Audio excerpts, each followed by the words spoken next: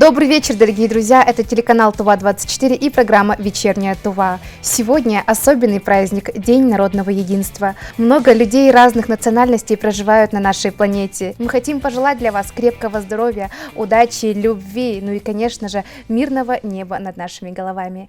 Ну а сегодня у нас в гостях всеми известный, любимый Шон Куирк. Здравствуйте, привет. Здравствуйте. Позвольте вас тоже поздравить с этим прекрасным праздником, День народного единства.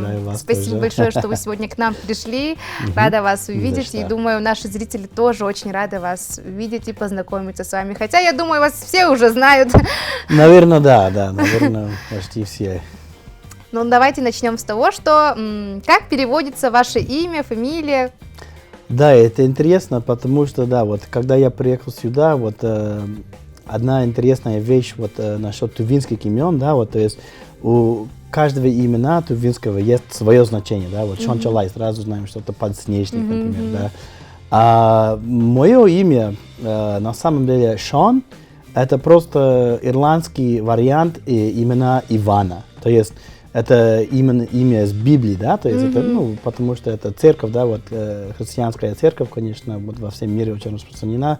И поэтому, например, мое имя Шон – это ирландский перевод именно Джона, а Иван – это русский перевод того же имени. И там Джованни в Италии, да, Хуан в Испании, Йохан в Германии – это все одно имя. То есть, если докопаемся, вот первоначальное значение этого имени – это белек, то есть подарок, да, вот, ну, подарок от Бога.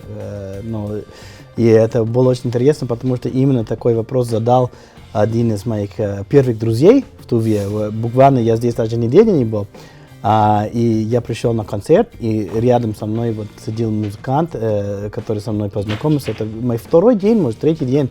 И он тоже задал такой вопрос, что значит твое имя? И я сказал, ну, Белек. Меня тоже зовут Белек, это подарок.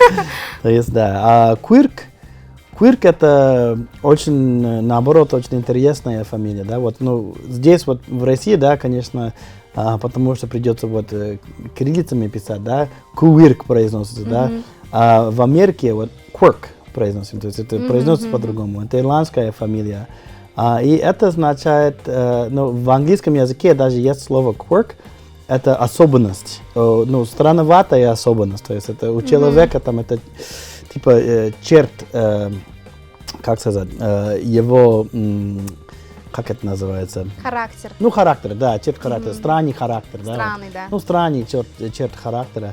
А тоже означает там это, ну, сердце означает, вот на древнем ирландском языке, то есть это сердце. А сейчас перешел на английском, не знаю, как означает странный, ну, странные особенности человеческого, ну, поведения, да, вот. Ну, личности, да, вот личность, вот именно. Ну, а как вы думаете, вы странный человек? Да, вот это, не каждый приезжает из Америки в Туву, да, вот, то есть это, я не вижу других американцев здесь, то есть это, разве наверное, что только в гости на недельку, да. Ну да, это не странный, это не в плохом значении, да, вот, понимаете, это любопытный человек, да, вот, да, любопытный человек, то есть человек, который любит любопытство, человек, который интересуется вот разными очень такими вещами, ну, как Тува, вот, понимаете, когда я решил сюда приехать, Тува для меня была неизвестная страна, и во всем мире даже, вот, потому что тогда даже интернет только что начал работать, то есть даже в мире Тува было малоизвестно, и поэтому, ну, я именно любопытствовал. Сколько лет вы уже тут проживаете? 18 лет. 18 лет. Да. Представляете, когда вы приехали, мне было годик. О май гад. Мне было годик. А сегодня я у вас беру интервью, это на самом деле даже как-то интересно, да. Интересно и смешно с одной стороны. Ну а почему именно наша республика Тува? Есть Бурятия, Казахстан, куда угодно. Почему именно Тува? Ну вот это из-за музыки, да, вот. Музыка. Да, музыка. Вот мне всегда удивительно было, потому что, по моему мнению, ну сейчас, да, вот в протяжении 18 лет я, конечно, вижу развитие в этом плане, но мне интересно было, потому что когда я приехал, я думаю, что даже большинство даже тувинского народа только что начало ценить свое искусство в плане горлового пения и тувинской музыки. То есть, потому что это всегда здесь была, вот тувинская музыка. Тувинская музыка уникальна, тувинская музыка красивая. Не только хумейса, как горловое пение, да, а инструментальная музыка, да, вот игра на игиле, на бузанче, на шор, там. То есть очень богатая музыка, очень уникальная и очень красивая.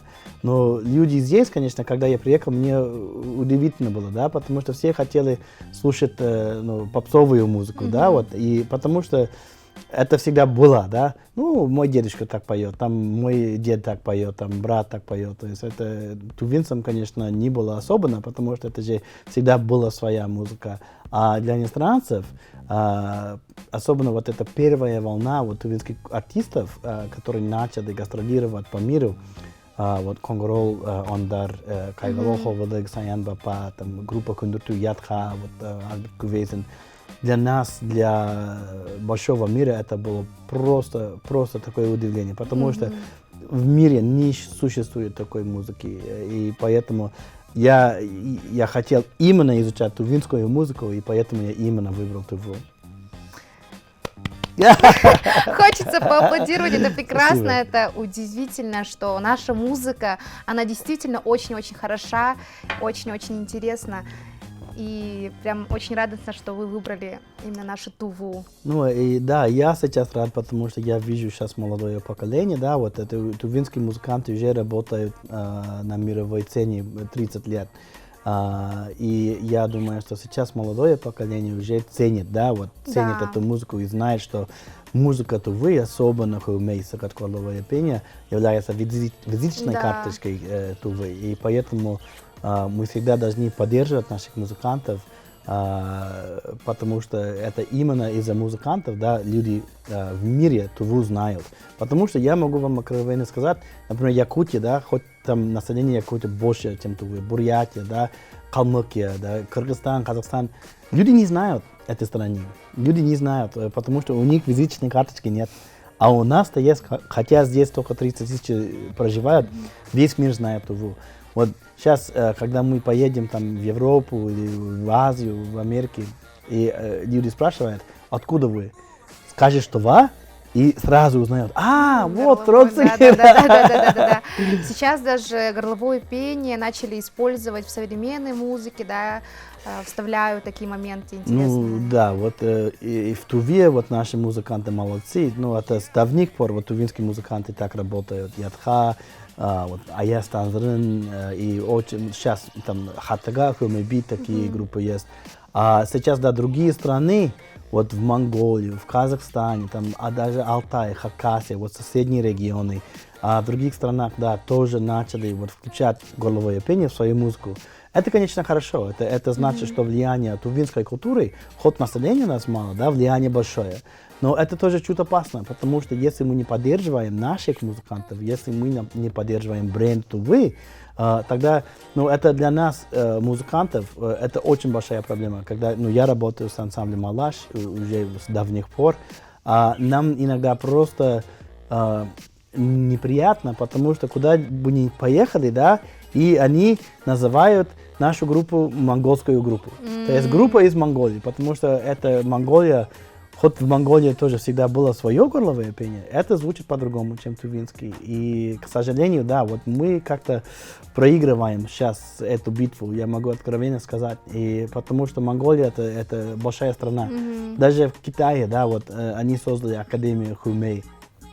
Мы тоже создали, но мы только недавно создали, и поэтому мы сейчас должны догонять, должны защищать эту традицию, эту культуру. Но, к счастью, да, вот мир, особенно вот фанаты этой музыки, те, которые увлекаются такой музыкой, они знают и понимают, что родина этой музыки это до сих пор это Тува. Но мы должны бережно относиться, и мы должны обязательно поддерживать наших музыкантов, нашу музыку и особенно вот следующее поколение. Да.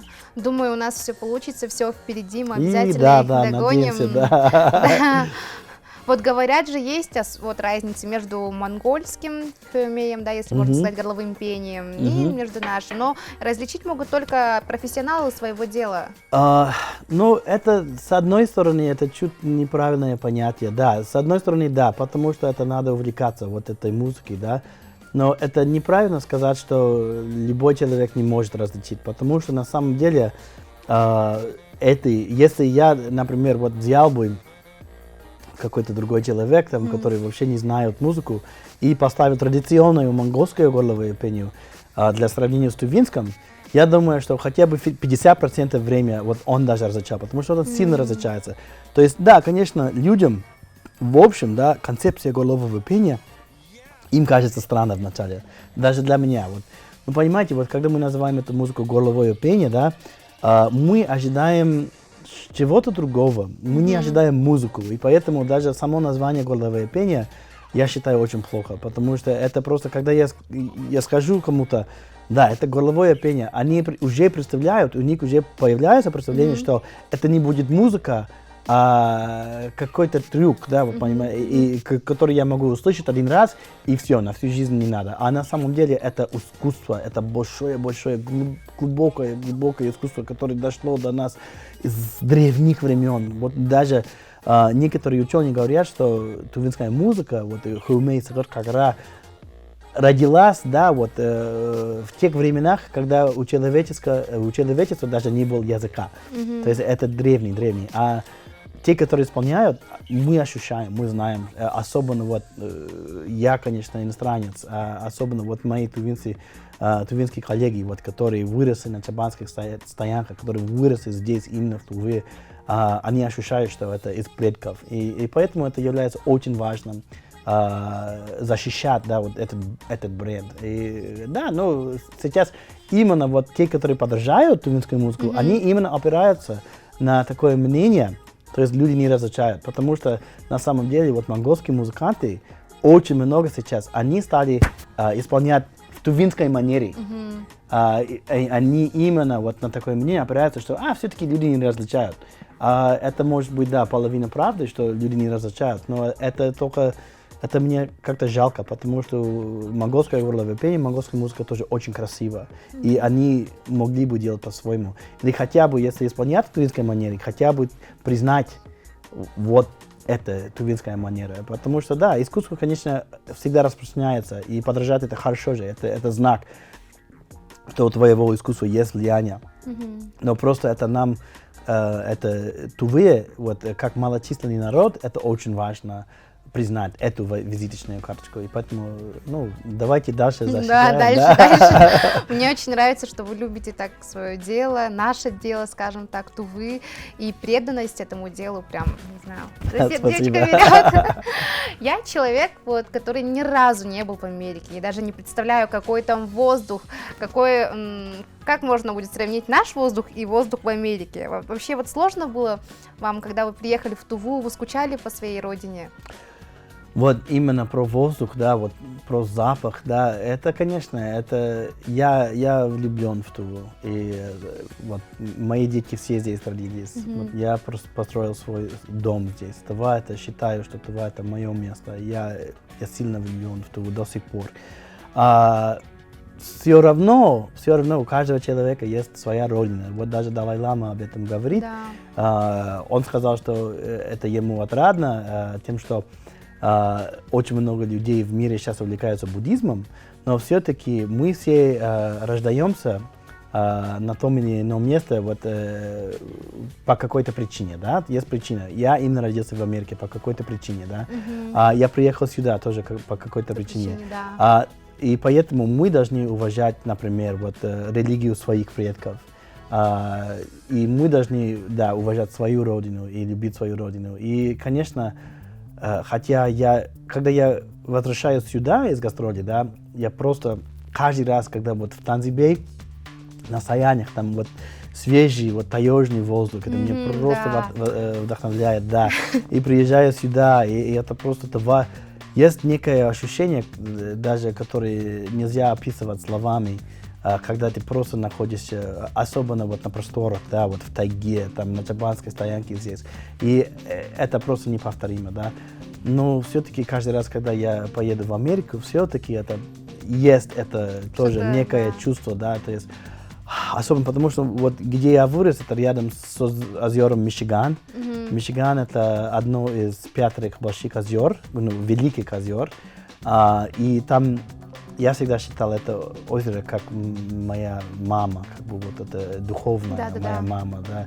Я даже не знал, что у меня были такие шаманские мысли, да, вот, например, когда я сюда приехал, перед тем я выехал из своего родного города Милуоки, я просил разрешения именно у хозяйки этого озера. Хотя шаманизм мне вообще не интересен был, и у меня даже не было вот никакого представления про это. Я просто всегда ощущал, что есть какая-то хозяйка, есть дух у этого озера. И я только сюда приехал, приехав сюда, я узнал, что на самом деле у меня тоже склонность вот к таким делам был.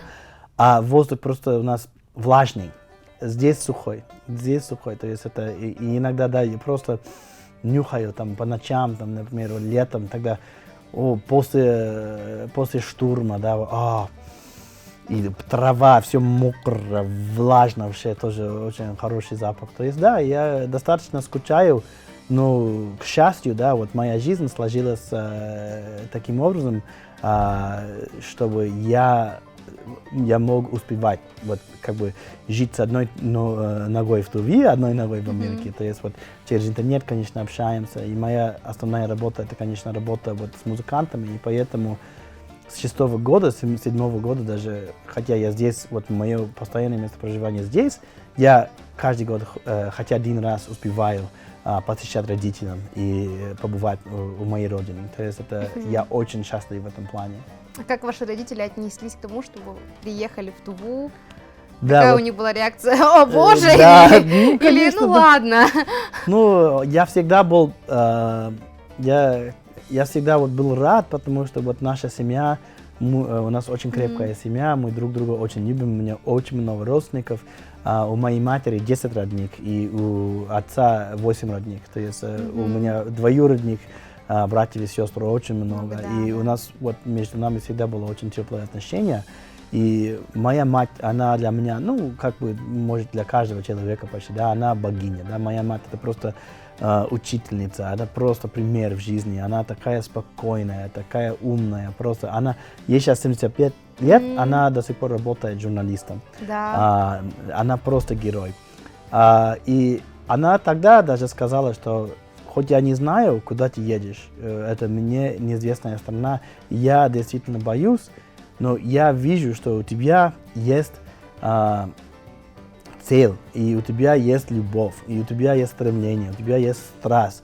Именно, и я не стану вставать между тобой и твоей целью. То есть она разрешила, хотя она сказала, что да, мне больно, я боюсь, потому что неизвестная страна, но все-таки еще больно будет, если я скажу тебе нет, если я не разрешу тебе. Ну, мне тогда уже 25 лет было, то есть я уже был взрослый. Но и я сейчас ее очень хорошо понимаю, потому что я потом стал родителем, и моей старшей дочке сейчас ей 14 лет. И даже она хочет там, ну, папа, я пошла в магазин купить чупа-чупсы, и я боюсь. Я знаю, что скоро будет день, когда она поедет куда-нибудь учиться там, и она скажет мне, ну, папа, все, я поехала в другой город, в другую страну, как я буду на этом реагировать? И я только могу помнить вот свою маму, и тоже как она верит, что она выросла хорошо, она выросла в нашей семье, и она сейчас может делать свои решения в жизни. То есть, да, они, конечно, отнеслись очень, ну, да, со страхом, потому что там они ничего не знали про Туву, про Россию даже вот мало известно. А сейчас они очень рады. Мой отец стал, по-моему, самым большим фанатом Тувы в мире. Мне кажется, это правильно. Нужно всегда поддерживать своего ребенка. Никогда не вставать у него на пути. Он так обязательно добьется чего-то большего. Нужно поддерживать его и давать ему, конечно же, выбор.